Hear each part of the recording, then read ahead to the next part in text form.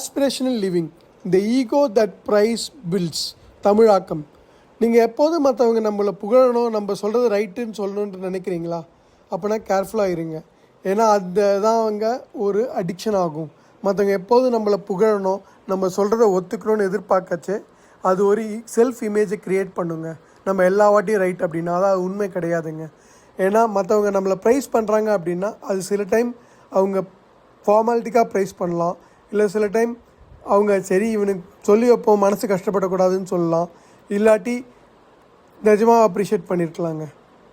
ஆனால் இது உண்மையான உங்களை பற்றின அசஸ்மெண்ட் கிடையாதுங்க.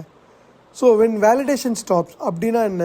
நம்மளோட ரியல் ப்ராப்ளம் எப்போ வரும்னா, மற்றவங்க இவங்க சொன்ன மாதிரியே அவங்க ஏன் சொல்லன்னு யோசிக்கிறச்சே.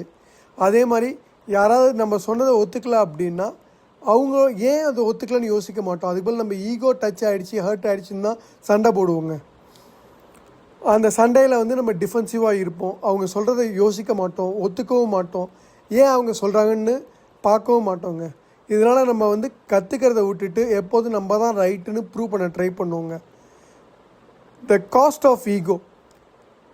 இந்த ஈகோ எப்போதும் மற்றவங்க நம்மளோட வேலிடேஷனை செக் பண்ணுறச்சே ஒரு ரிஜிட் மைண்ட் செட் க்ரியேட் பண்ணுங்க. நான் தான் ரைட்டு, மற்றவங்கலாம் தப்பு அப்படின்னு. அதனால் அவங்க சொல்கிறத நம்ம கேட்க மாட்டோம், அவங்க ஐடியாஸை நம்ம மதிக்க மாட்டோம், அவங்கள ஒப்பீனியனை நம்ம அப்படியே விட்டுருவோம். இதனால் என்ன ஆகும்னா நம்மள சில டைம் ஆர்வ கோளாறில் நம்ம தான் ரைட்டுன்னு சொல்லி அவங்கள பேசவே விட மாட்டோங்க. இது கான்ஃபிடென்ஸ் கிடையாதுங்க. இது ஒரு நம்ம மற்றவங்கள புல்லிங் பண்ணுறதுங்க. அண்ட் இது என்ன ஆகுன்னா மற்றவங்கள நம்மளை விட்டு விலக வச்சுருங்க. Golden nuggets. புகழ் எப்போதும் அக்யூரேட் கிடையாதுங்க. ஏன்னா அவங்க சில டைம் தப்பாக சொல்லலாம், பேருக்கு சொல்லலாம், அதனால் லைட்டாக விடுங்க. டிஸ்அக்ரிமெண்ட் த்ரெட் கிடையாதுங்க. அது ஒரு ஆப்பர்ச்சுனிட்டி டு லேர்னுங்க.